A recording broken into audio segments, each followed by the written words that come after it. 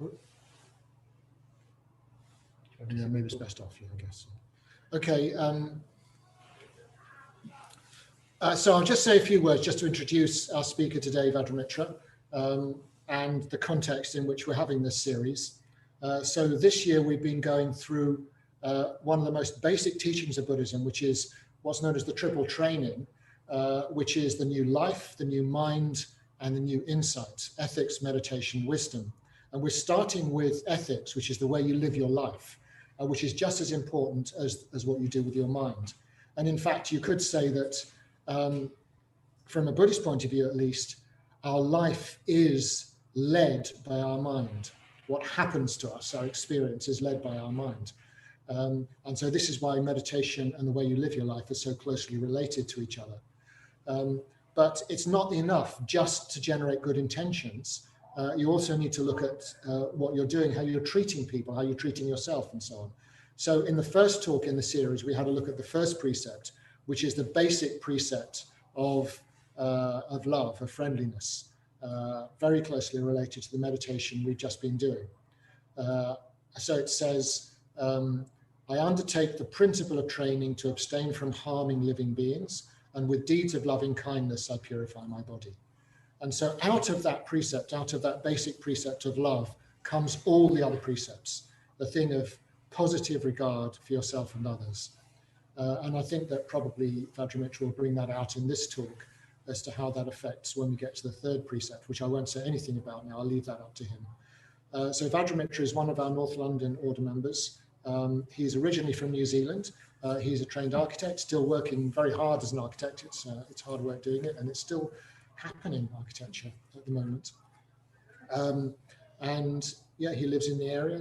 He lives in a very aesthetic flat. I think one of the things I like about Vajramitra is his sense of aesthetics. And we've been having some excellent ideas from him as to how we can improve the environment here in the Buddhist center as more and more people come back into the center. So do come into the center, have a look at it now, have a look at how it will be in the future. And I'd like to hand over now to Vajramitra, who will be talking on contentment and the third precept. Good. Well, good morning, everybody. Good morning here in the Shrine Room and also online. Yeah, it's lovely to, well, it's great, isn't it, to be back live. Fantastic. Anyway, the title of the talk today, if I can get that up, the title we settled on was Contentment. Where is it? And how do we get there? Yeah. And as Ratnaprabha said, we've been looking generally, we will be looking generally through the next few months at this triple training. Yeah, the training is related to, as Ratnaprabha said, how we act and how we are in the world. And the trainings let go of, teach us to let go of what is unhelpful, or what we call as unskillful, and allow us to train ourselves to do what is helpful, or what we call skillful. Yeah, in terms of leading, helping us towards leading a happier and healthier life. So Buddhism, the Buddha set out these training as a way of living that would naturally occur if we were like the Buddha. Yeah, if we were skillful.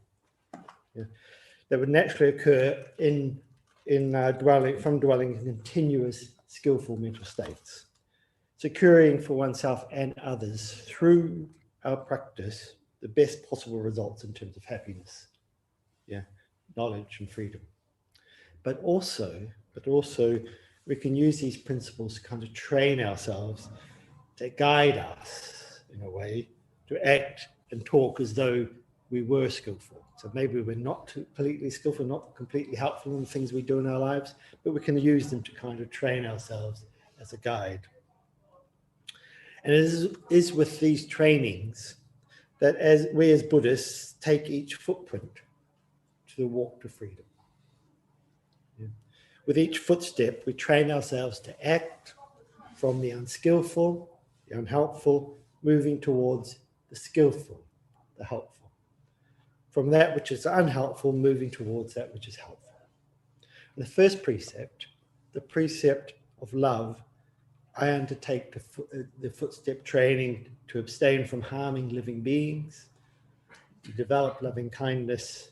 With deeds of loving kindness, I purify my body. It's this principle that underlines actually and forms and threads its way through all the other precepts. So basically you could say this is the primary precept that informs all others. In the second precept, Savannah Jyoti last month spoke about a road to the true treasures, the true riches. I undertake the footstep training to abstain from taking what is not given. With open-handed generosity, I purify my body.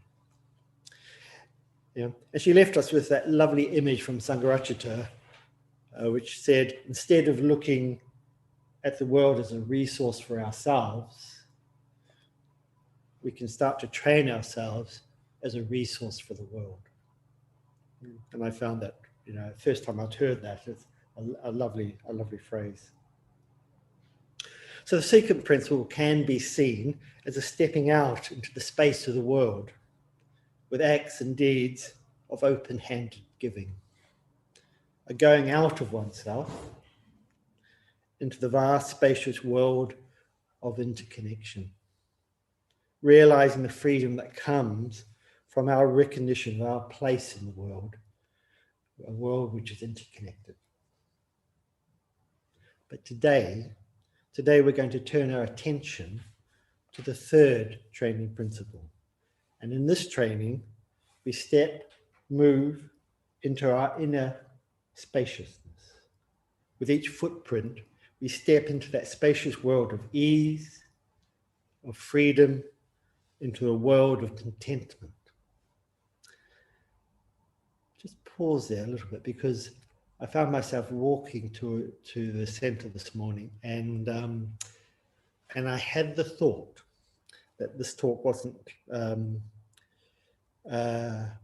quite good enough. That kind of thought, and I suddenly caught myself and said, look, I'm giving a talk on contentment, and here I am thinking it's not good enough. So it's so easy, isn't it? It's so easy to fall into this thing of not being content with what we have.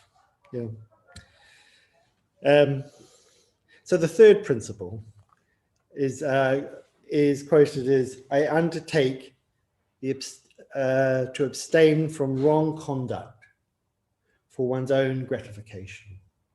And undertake to abstain from wrong conduct for one's own gratification.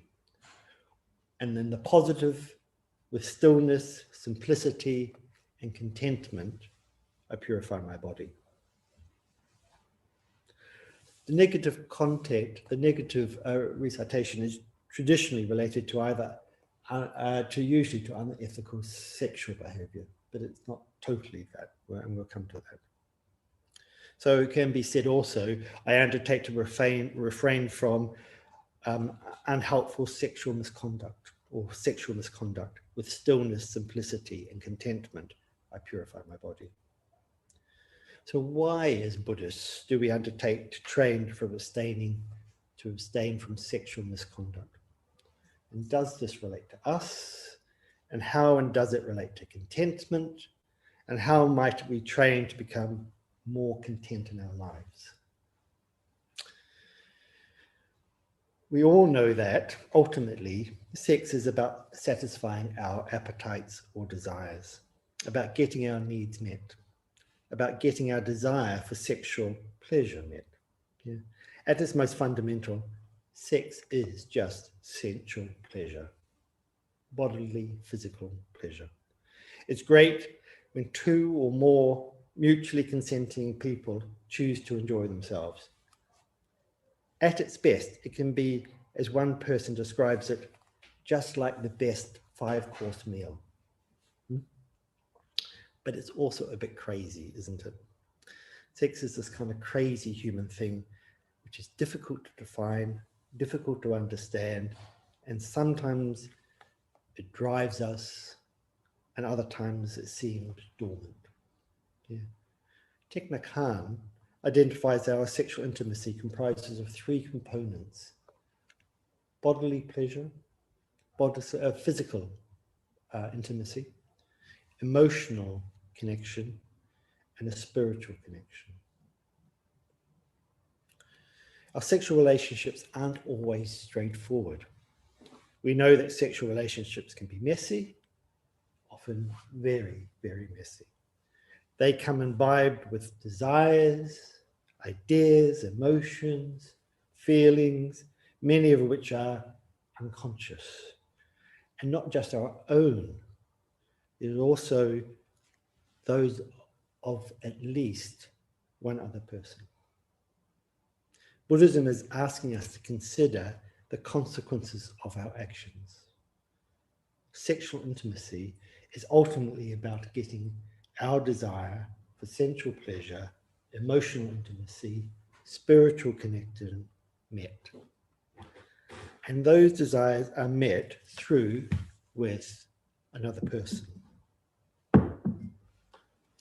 So how we act, how we get our desires, needs met, has consequences, both for ourselves and for the other people involved. To lay people, the Buddha advised that we should at least avoid sexual misconduct. In traditional monastic societies, brahmacharya, celibacy, chastity is prescribed, fearing like a Brahmin is prescribed. So what is sexual misconduct? Usually it's defined as sexual conduct which is harmful to other people. So i.e. violence, coercion, physical or psychological pressure.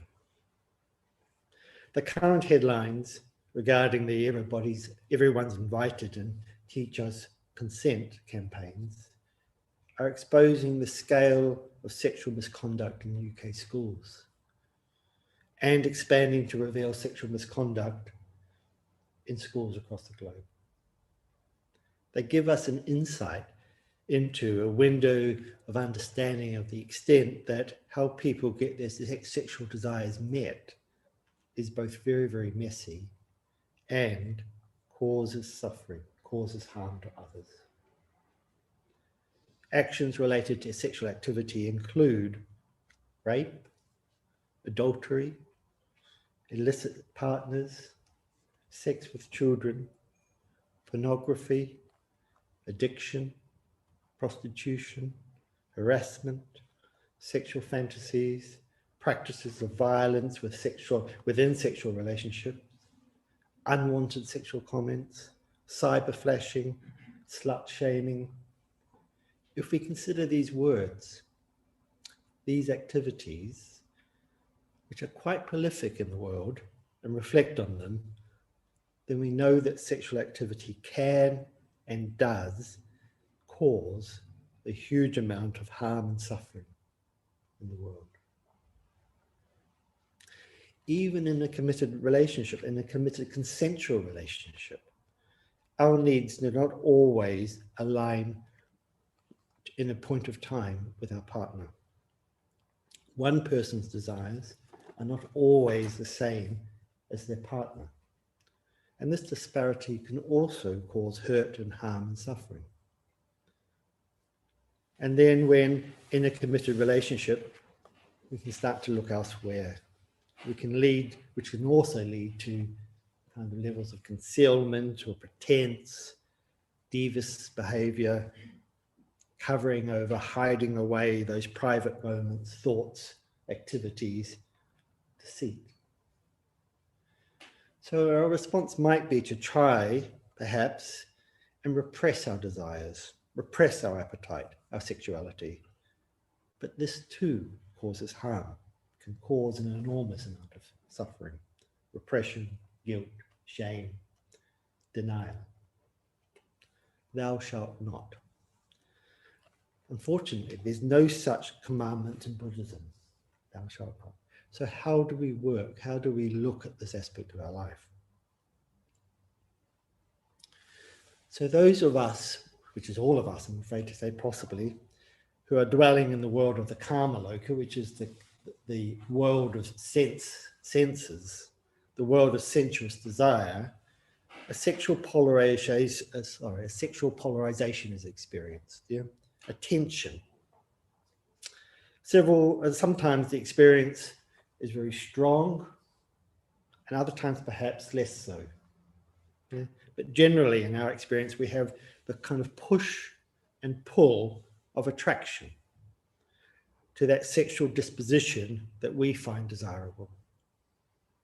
And that tension, that sexual polarization, is perhaps a state of dissatisfaction, a state of not absolutely being satisfactory.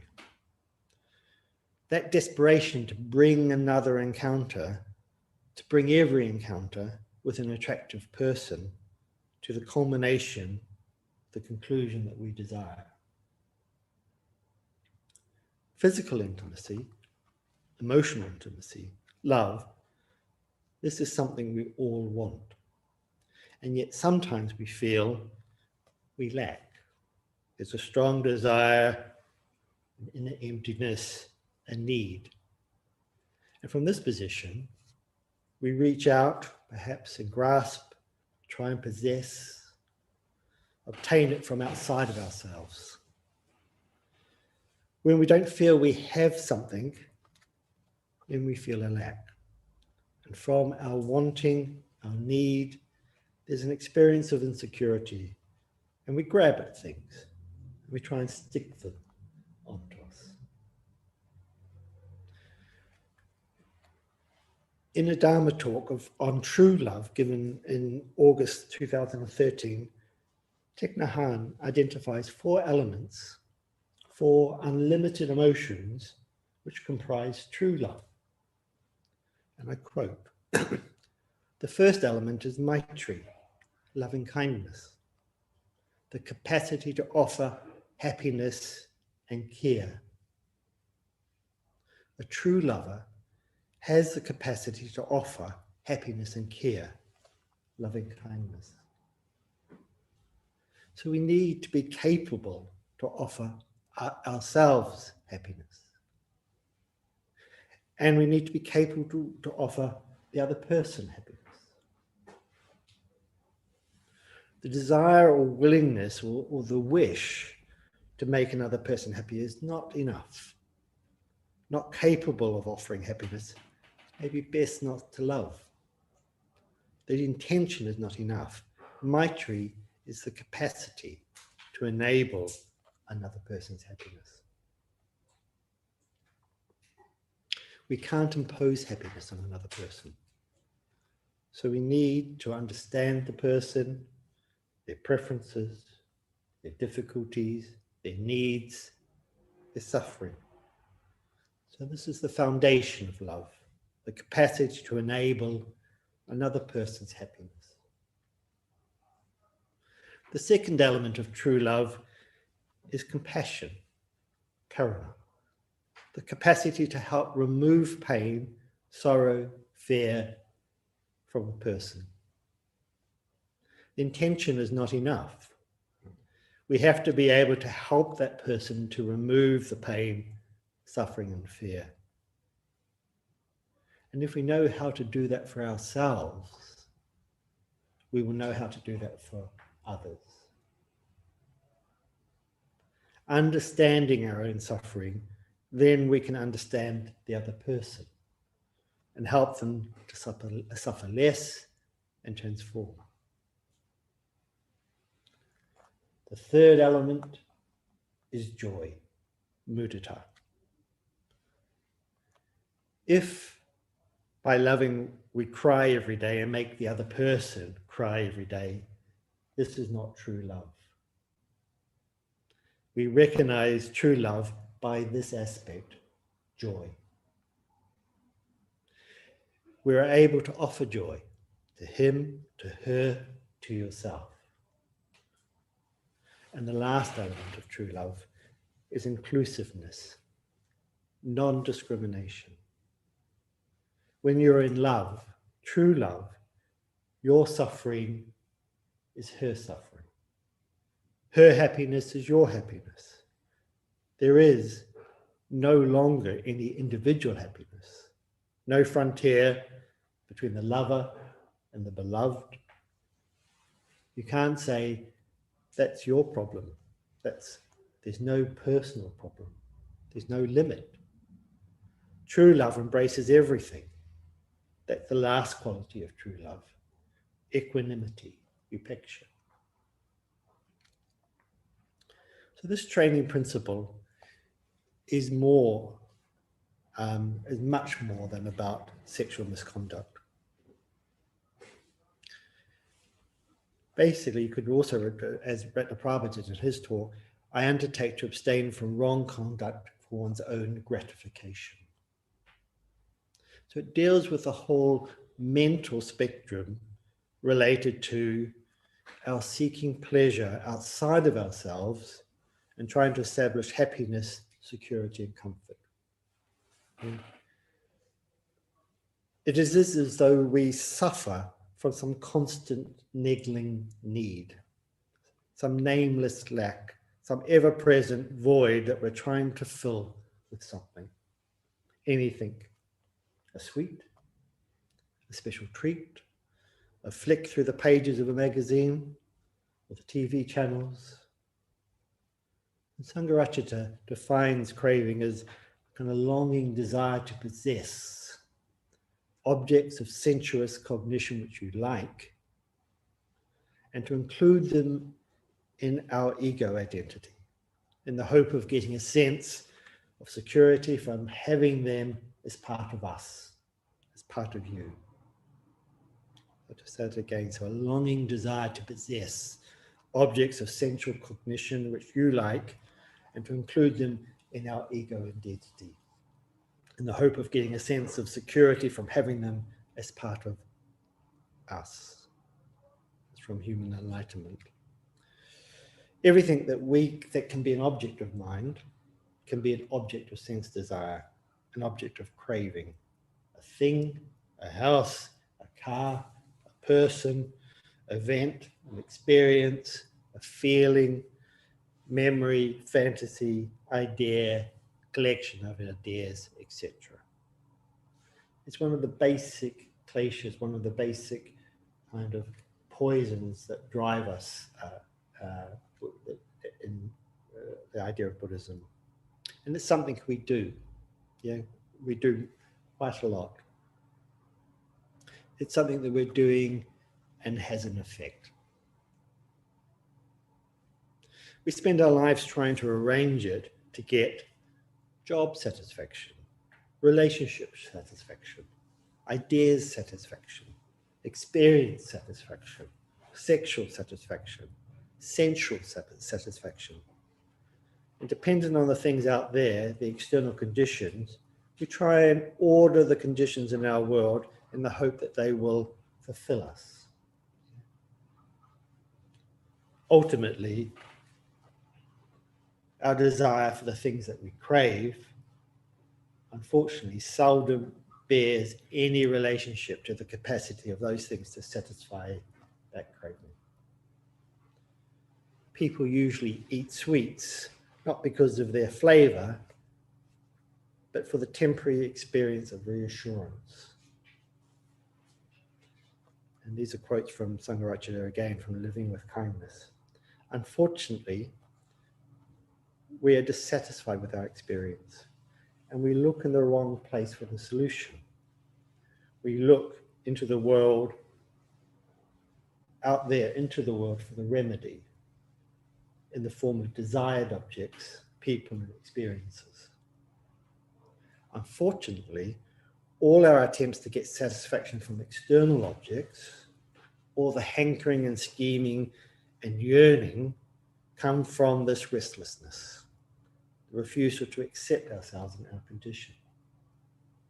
Unfortunately, trying to arrange the world to suit our desires will never produce the stillness and simplicity, the true characteristics of contentment, but the irritation and disappointment that come from dependence on external conditions. what we really need to do is to be looking inwards, into the hidden treasures of the mind itself. With stillness, simplicity, and contentment, I purify my body. There's this little story, I don't know if it's true or not, but I picked it up from the website. A man asked Gautama Buddha, "I want happiness." And the Buddha said, well, first remove the I, that's ego. Then remove the want, that's desire. See, now you're only left with happiness. To become content is to lay the foundation of happiness. If we are to become content, there needs to be a radical shift of the direction in the search for our satisfaction. The following quotes are also from Living with Kindness from Sangharakshita. A contented person will have inner peace, a brightness or warmth within that tends to alleviate the need for stimulation from outside. Contentment is linked to individuality, in that if you're an individual, you don't need anything special to compensate for some lack within yourself.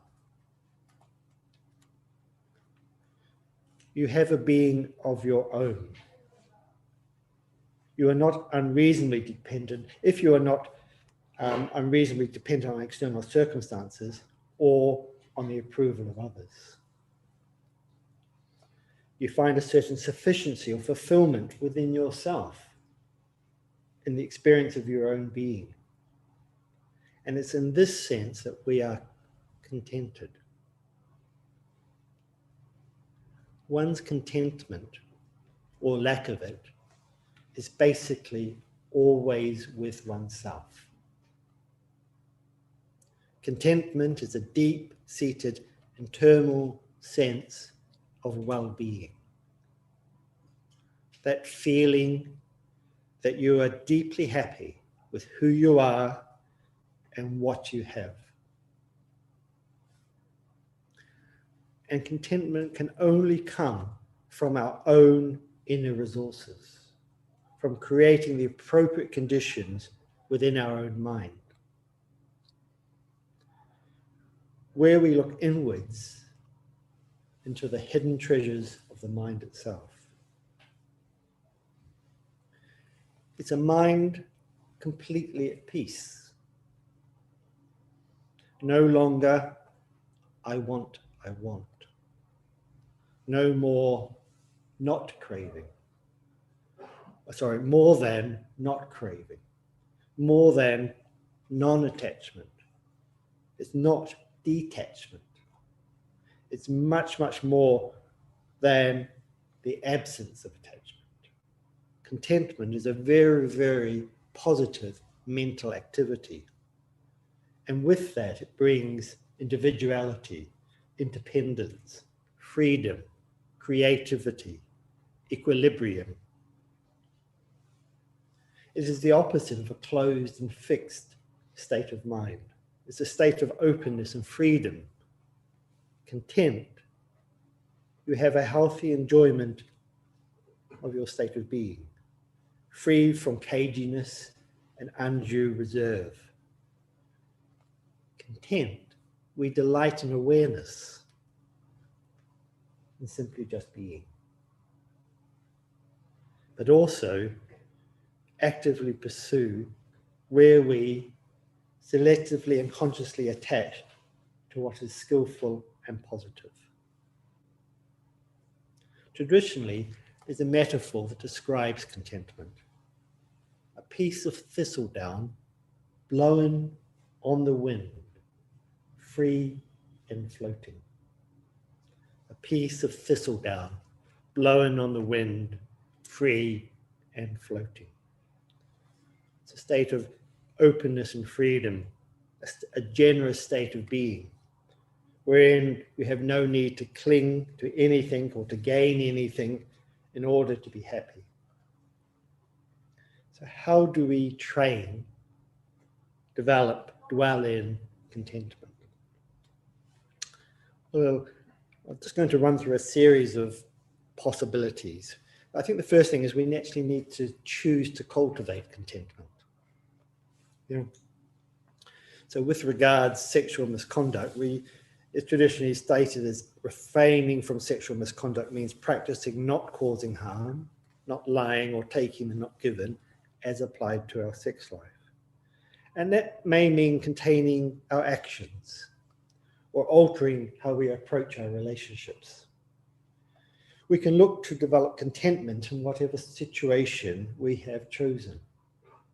If we're married or in a committed relationship, then looking to develop contentment within this context.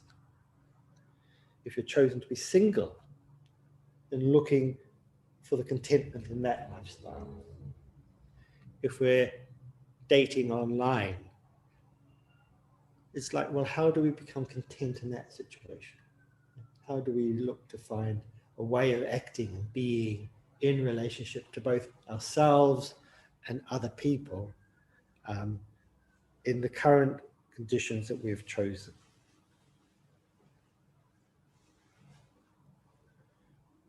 The process of never being satisfied, of next.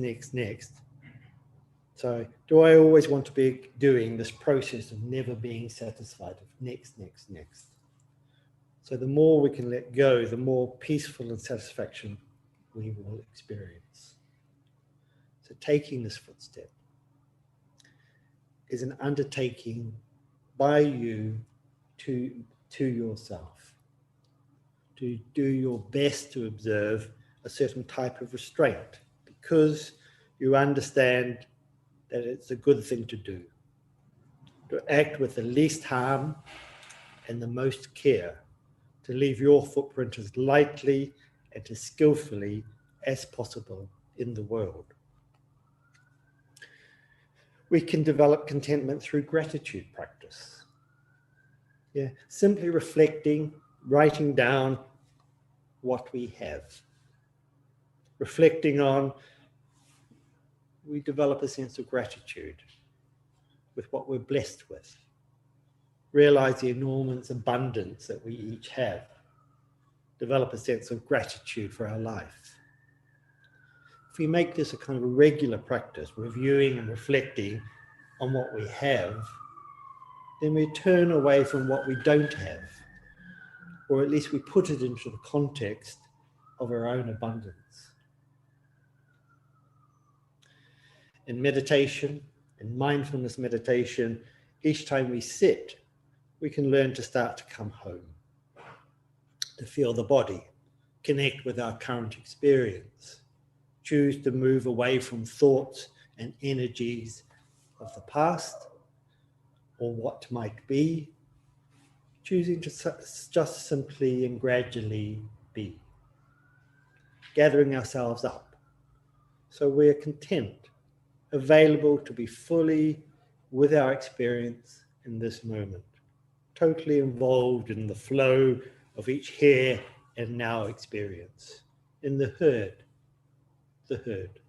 in the smelt, what we smell, in the felt, just the feelings, in the cognized, experiencing thoughts which arise and fall away as free floating clouds in the vast blue sky, until we open into a bigger, larger, lighter, more spacious sense of being.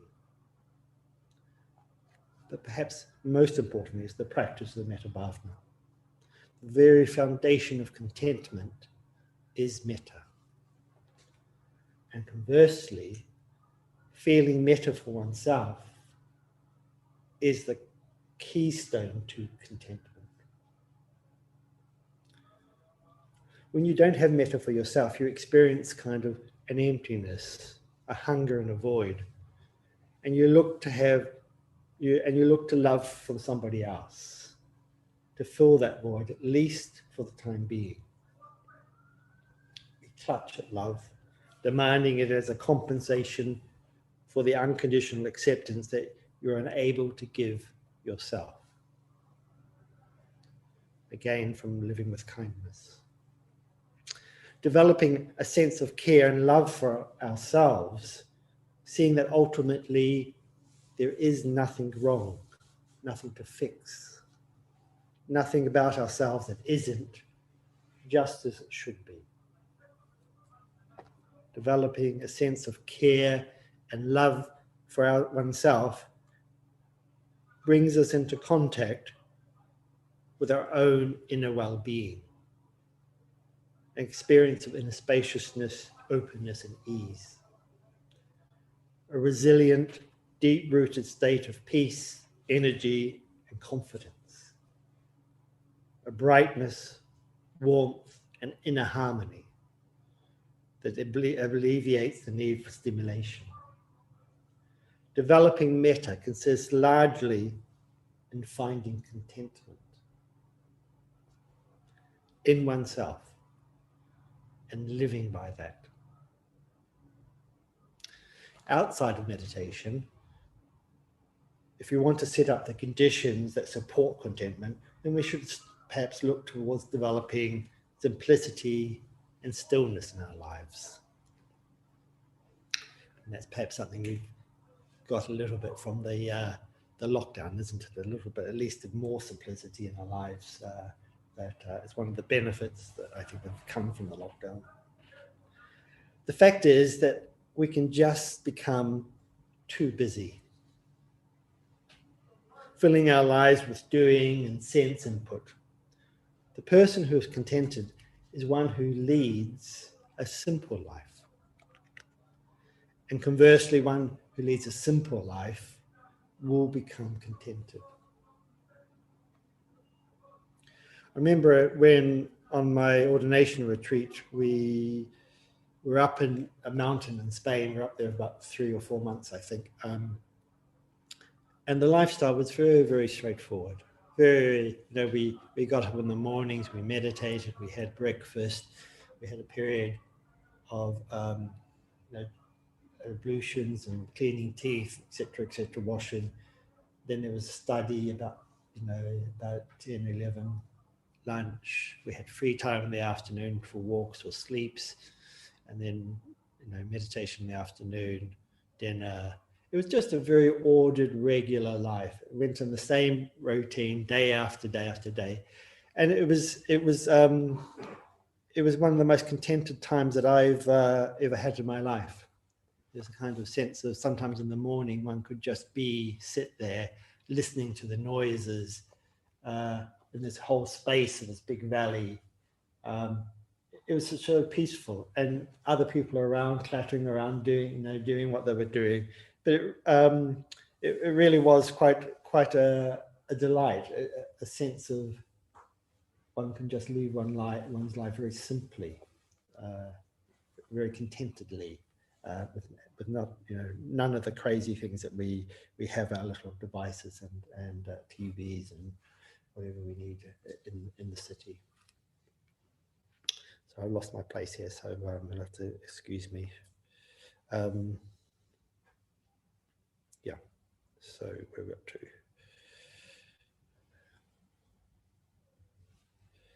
Yeah, so the next thing is we can practice renunciation.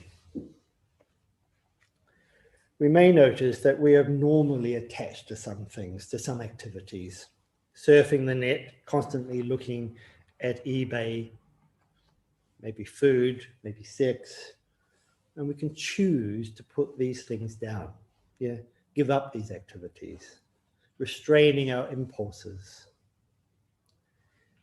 There's a Buddhist, traditional, very old Buddhist teaching which says, if through relinquishing small pleasures, there is extensive happiness later. Seeing the greater happiness, the resolute should relinquish small pleasures. If we have this thirst for the positive, the thirst for our own well-being, the thirst for that inner spaciousness, this is the beginning of renunciation, the beginning of letting go of the things that aren't helpful. We can develop our mindfulness practice, outside of meditation, taking our practice of mindfulness into our daily lives. We can learn to turn away from the narrative of lack and need and turn towards just being present, fully present, experiencing our current experience, which brings with it the taste and the smell, the sound and the feeling, the sight and the cognition, which are the delights of being alive. If you're contented, you can find delight in the world around you, even when you don't have everything you want. We can participate in real communication, meaningful communication, which revives us. Being heard, being seen, real listening are practices, approaching communication with a spirit of exploration rather than accusation or self-establishing ourselves. Content on who we are, we can explore the other person's world and enjoy and delight in their being. And we can turn our attention to the activities of our life which cultivate sensuous experience not associated with craving. So beauty, the arts, nature, reading a book, listening to refined music. With aesthetic appreciation, there's an ability to observe, behold, enjoy, delight. When you are free from greedy and anxious grasping at things, then we become aware of them in all their color, their depth, their vitality as never before. You're free to enjoy them. The more aware you become, the more sensitive you are to the subtle differences of taste, shape, sound. So these are some of the ways that we can train ourselves to develop, to learn to develop and to dwell in contentment. Perhaps most simply, we can turn our mind to the image of the Buddha. Just one here behind us on the shrine. Serene, pure, content, deep in meditation. The image conveys more, perhaps, than all the words I can conjure. And I'm reminded of the story of the Buddha's enlightenment, where the legend describes Siddhartha, the Buddha to be, seated under his tree, seated in profound meditation. All around him, Mara, impermanence, the death, has launched an all-out attack on the meditating figure. An army deluged Siddhartha with boulders and spears and arrows. But composed and content, tranquilly meditating, all the rocks and spears and arrows, as soon as they touch his aura of peaceful concentration, turn to flowers and to drop at his feet. Having failed to shift him, Mara sends his daughter to seduce him. But Siddhartha, oblivious to the outward temptation, continues his inward search for freedom. Below also, in front of the Buddha here, is an archetypal image of the Buddha Amitabha. It's the Buddha of love and compassion. His color is red, the color of rubies. His time of day, sunset. His direction, west. He sits in meditation. His hands are in the Dhyana Mudra, the mudra of meditation. Hands joined, one resting on the other, thumbs lightly touching, relaxed and open, yet poised, both active and receptive, placed near the center of his body. And how gently, perhaps we can imagine in those hands is the sphere of shunyata, the sphere, sometimes it's translated as emptiness, but really we can translate it as the fullness of life, the fullness of being. His spiritual power is the soft glow of warmth, gentleness, openness.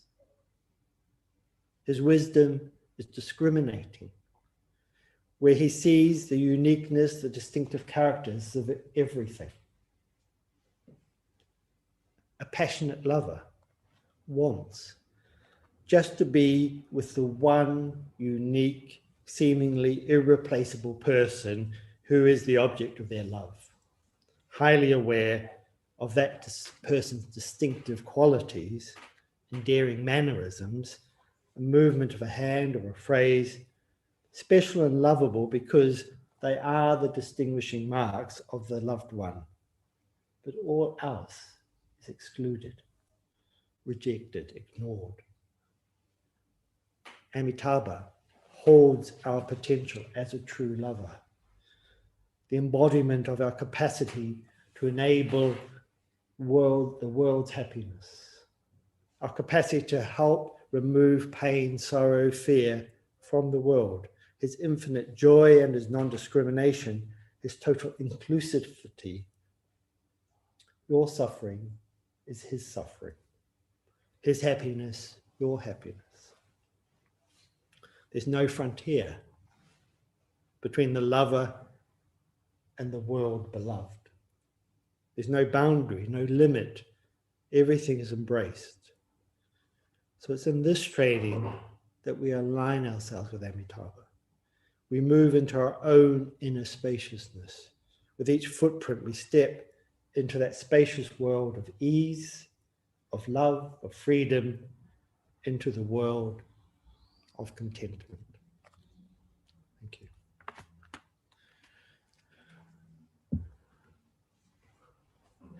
Good.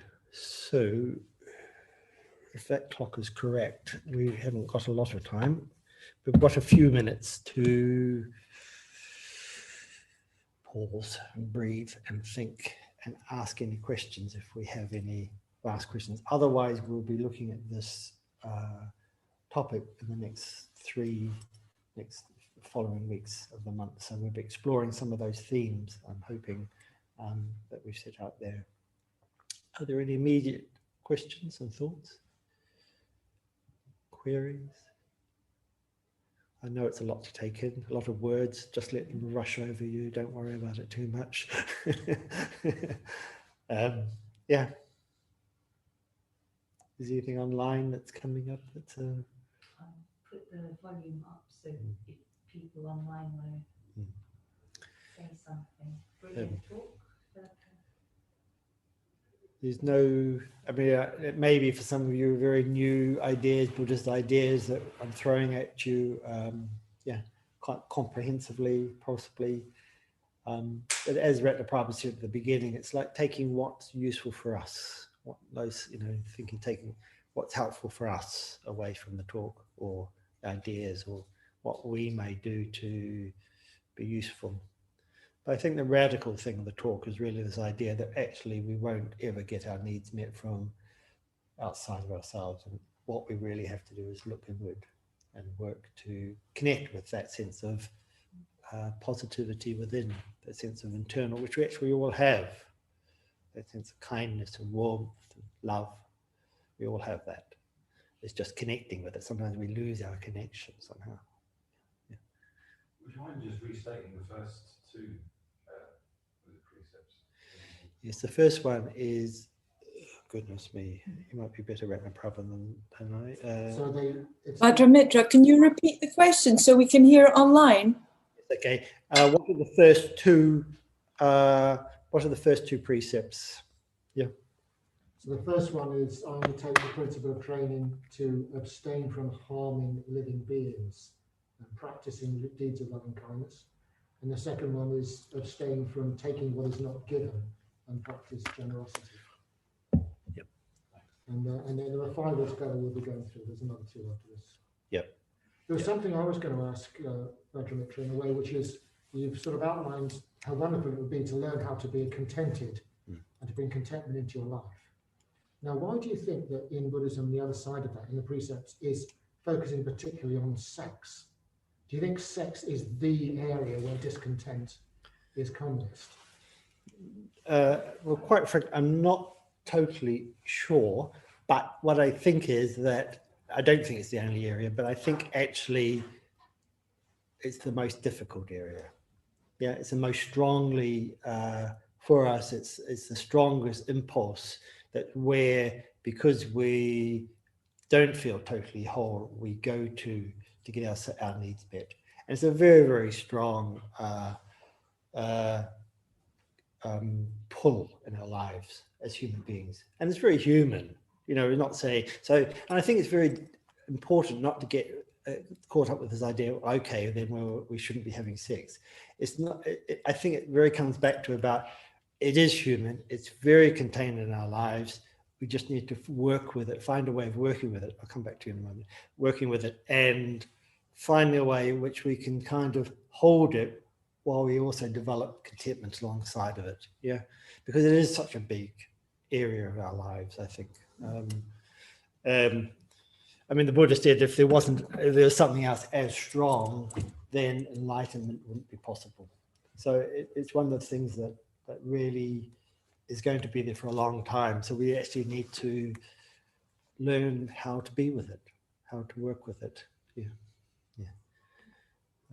Sorry, you had a question also? Yeah, thank you for this. I'm sure that you covered this, but maybe I just need it. I was hoping it would be clearer in my head. So there's like cultivating contentment in oneself rather than looking for other people to meet our needs for us. And there's this like beautiful state that you described of someone else's happiness is your happiness, their suffering is your suffering. I'm wondering, is that state something that sort of naturally follows from finding contentment in oneself, or is that a separate form of relationship that you can move towards independently? Okay, so people online. Just to repeat what, if you want to just repeat the question. Yeah. So if I've got it right, sorry, and you have to excuse me if I don't. But basically, the question, as far as I understand it, is that I've been describing an area of contentment, of developing contentment with oneself, and sorry, how you put it, this kind of beautiful state of open, true love, and how are they two separate things or one? Is that Yeah. What's yes. the relationship? What's the relationship between them? Yes. Well, basically, they're just the fullest development of our own inner contentment. Yeah. It's our own inner contentment developed fully to its most potential. Yeah. Own sense. So in a way, what you're developing self-love, but by developing more and more self-love, that just becomes more and more expansive. So there's no separation between yourself and other people eventually. It's kind of part of the development of practice.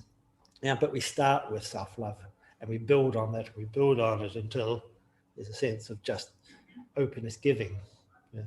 So it's a wee bit like we talked about last month about the sense of generosity of giving out there, but we need, with the Metta Bhavata, we need to start with ourselves, and we're developing this inner richness to be able to give to the outer richness out there, the related, those two precepts, that sense of inner richness and outer richness.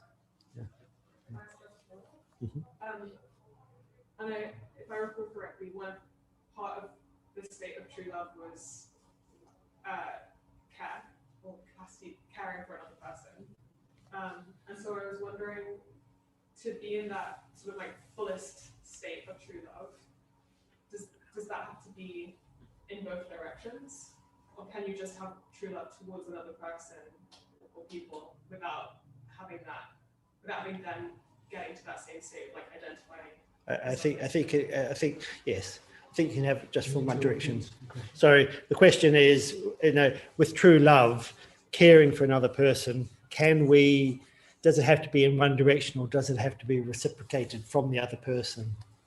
And no, it just comes. My understanding is it comes from our own inner love. Yeah, it's reciprocal. It's just a love for other. Yeah. It's a fullness, So in a way, I mean, we talk about those three qualities, don't we? You have love for other, and then if it comes into somebody's suffering, it turns into karuna, compassion, If it comes into contact with their, their abundance, then it turns into joy. It has it's kind of love responding to the world in a way. Yeah. Does that make sense? Great. I'll just say online, people are saying they find the idea of good enough very helpful. And someone said the Dalai Lama says kindness is the highest form of love. And someone said, Buddha said it's very rich, very full and nourishing, and made it very clear to connect with it. And it was a great deal to aspire to. So thank you very much. But there hasn't been any questions per se. A beautiful meditation and fantastic talk. Thank you. Okay, so I think we might call it a day. Thank you very much for coming. It's really lovely to see you and have you come along to our centre. It's great, actually. Not just lovely, it's great. We can just ask that you say good